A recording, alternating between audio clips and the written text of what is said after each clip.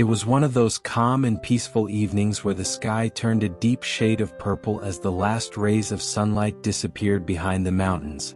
Jesus and his disciples gathered around a small fire on a quiet hillside, a gentle breeze brushing over them.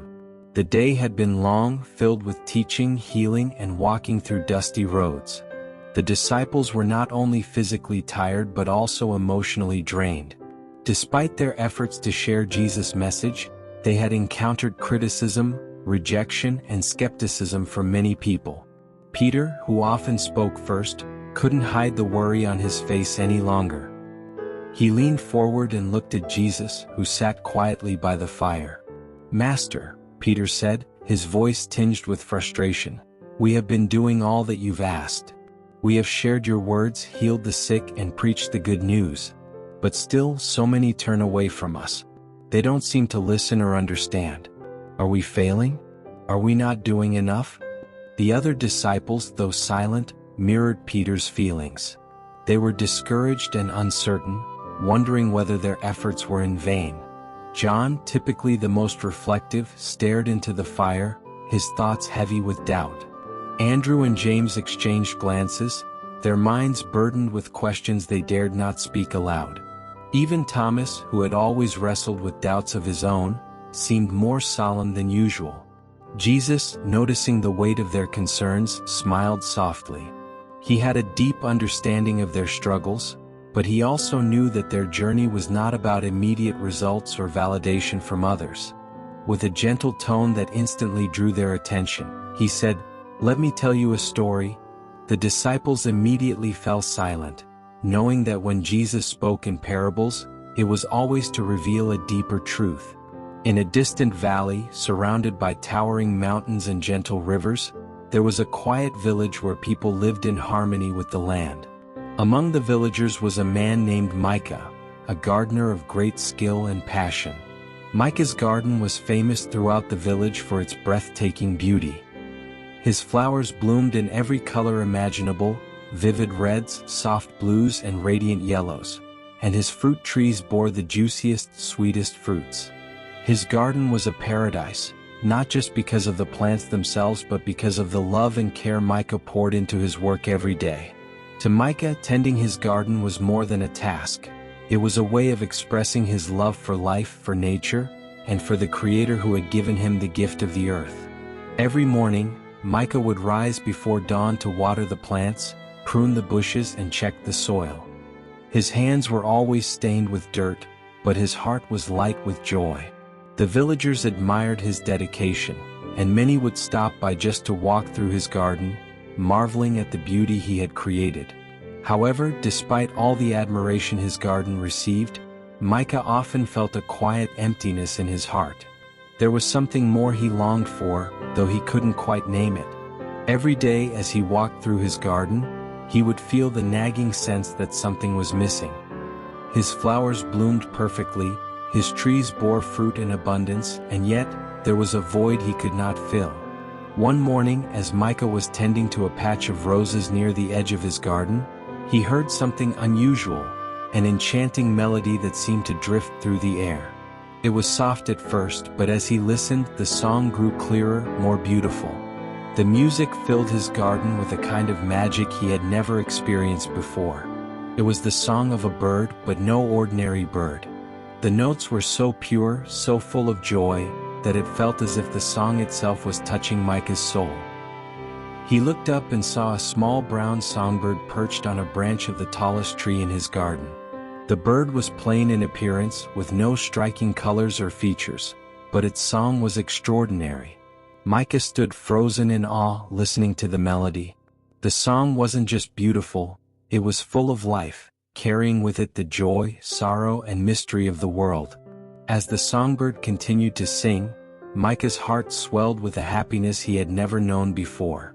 It was as if the bird's song had awakened something deep inside him, filling the void that had always been there. Overcome with emotion, Micah decided that he wanted to keep the bird in his garden forever. If he could capture the bird's song, his garden would be complete. He immediately set to work, building a special sanctuary in the center of his garden. He crafted a beautiful wooden perch under the shade of the tallest tree, surrounded by the most fragrant flowers. He even added a fountain with crystal-clear water that sparkled in the sunlight. Micah was determined to make his garden the perfect home for the bird, hoping that it would return every day to sing its glorious melody. Day after day, Micah waited by the sanctuary, eagerly listening for the songbird's return. But the bird never came back. Each morning, Micah would rise early and sit in his garden, his heart filled with hope, but the only sounds he heard were the rustling of the leaves and the distant chirping of ordinary birds. The songbird's melody, the one that had touched his soul, was gone. As weeks passed, Micah's disappointment grew. His heart, once filled with joy, now felt heavy with sorrow. He had put so much effort into creating a place for the bird, but all his efforts seemed to have been in vain. The more he waited for the bird's return, the more frustrated he became. Slowly, Micah's passion for his garden began to fade. The flowers, once vibrant and full of life, now wilted under the weight of neglect. The fruit trees bore less and less, and the sanctuary he had built for the bird remained empty. One afternoon, as Micah sat by the dried-up fountain, staring blankly at his once beautiful garden, an old traveler passed through the village. The traveler, noticing the sadness in Micah's eyes and the state of his withering garden, approached him with a kind smile. "You look troubled, my friend," the traveler said, sitting down beside Micah. "What has happened to your beautiful garden?" Micah sighed deeply and told the traveler about the songbird, the incredible melody it had sung, the sanctuary he had built, and the disappointment he felt when the bird never returned. "I thought that if I could capture that song, my garden would be complete," Micah explained, his voice filled with regret. "But now, without the bird, it feels as though everything I've worked for has been lost." The traveler listened patiently, nodding as Micah spoke. After a moment of silence, the traveler smiled and said, "You have misunderstood the gift of the songbird, Micah. The beauty of the bird's song was not something to be captured or kept.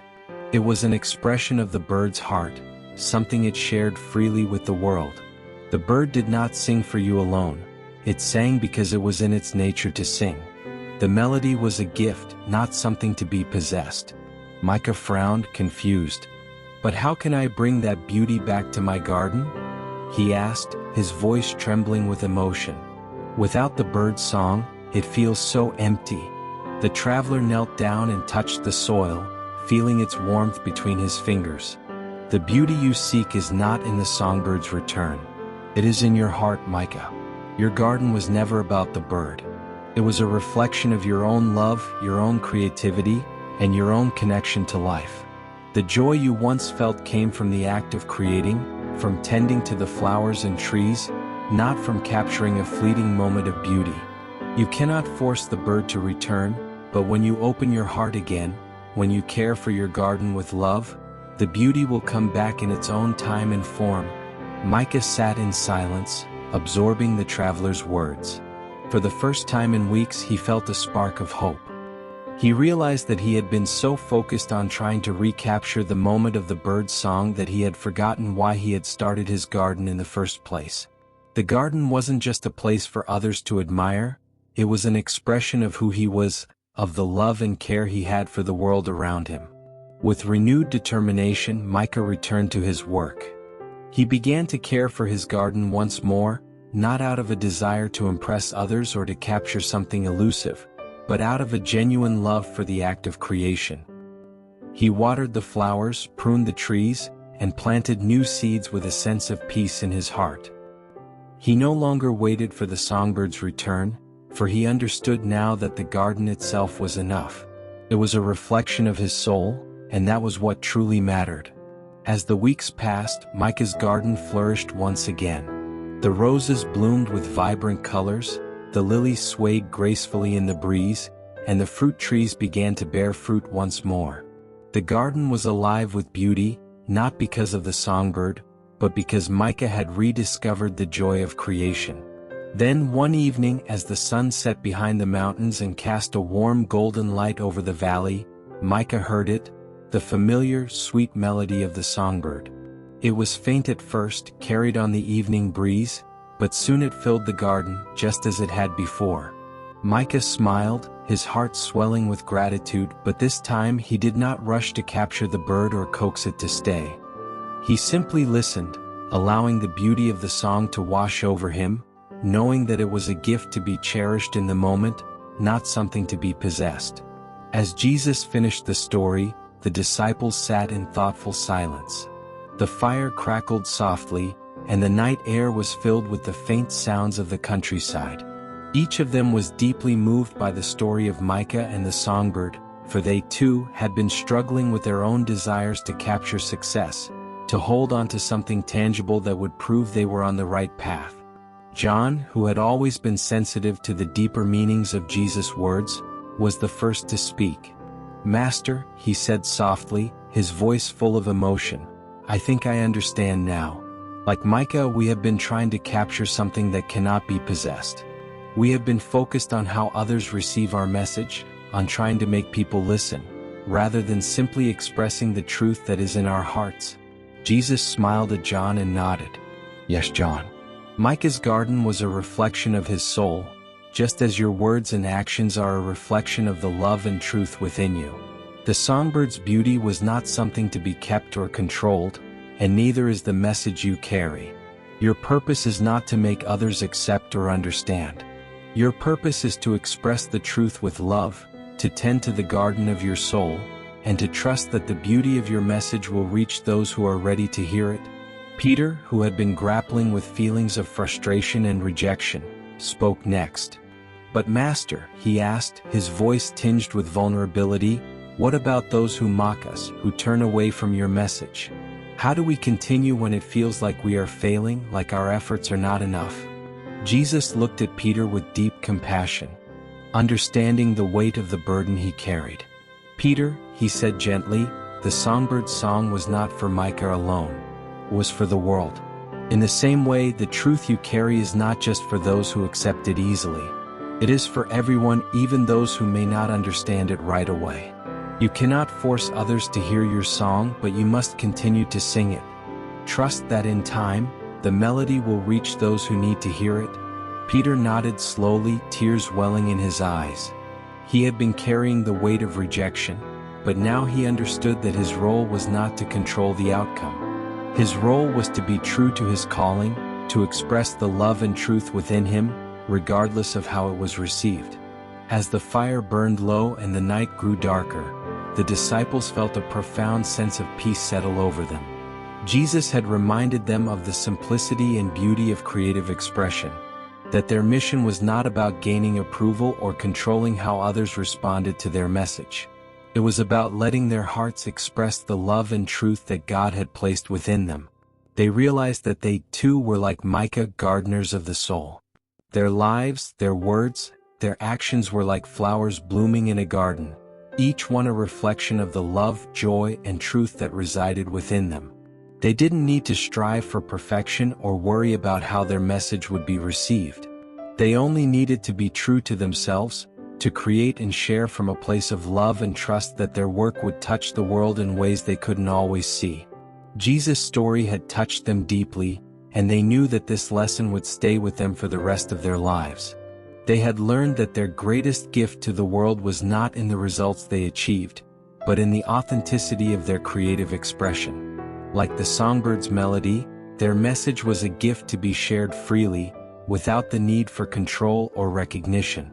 With their hearts lightened and their spirits renewed, the disciples smiled at one another, grateful for the wisdom Jesus had shared with them. They had found the peace they had been searching for, the peace that comes from knowing that their creative expression was enough, that their purpose was not to capture or control, but to simply express the love and truth within them. As they walked back down the hillside, the stars shining brightly above them, they carried with them a deep, happy emotional feeling, knowing that their greatest gift was to be true to themselves, to let their hearts sing their own unique song, just as the songbird had sung in Micah's garden. This is end of the story. Please like this video and subscribe this channel for more Jesus story like this. May the God watch over you.